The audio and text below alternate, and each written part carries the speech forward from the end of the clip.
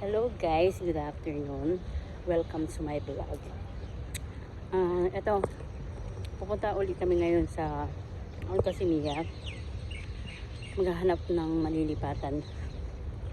Kasi nakapag-desisyon na kami ng maglipat ng bahay kasi gawa ng mula na rin naman kami kasama. So maghahanap kami ng malilipatan, yung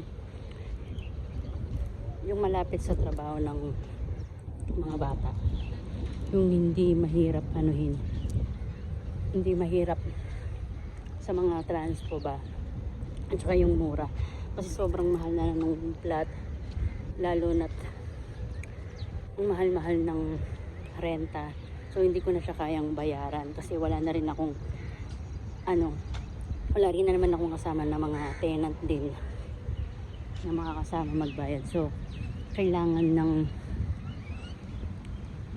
ko na siyang bitawan kasi wala na siya ng income ba. So maghahanap tayo sa malapit do sa trabaho nila. So samahan niyo ako, mag-check din ako. Papakita ko sa inyo kung saan ako makakamura at saan. Okay, see you. Ang ganda ng place. Tingnan mo. Maganda yung place pero ang init-init naman. 'Di ba? Sarap maglakad dito pag sa taglamig. Pero sa ngayon mainit. Sobrang init. Kaya wala masyadong tao, 'di ba? Oh. Wala masyadong naglalakad. Kasi nga mainit. Ayan. Ang oras ngayon dito is 5:30 ng hapon. Kaya wala pang masyadong tao.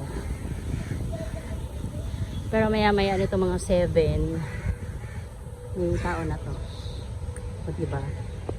Ganda ng place. Place dito is Corniche Almajas, Sharjah. O diba? Lapit lang, diba?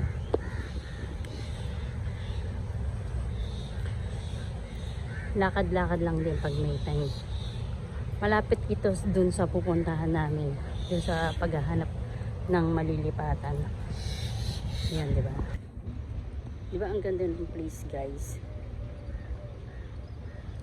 Malapit ito dun sa pupuntahan namin na flat na dun sa mumurahin.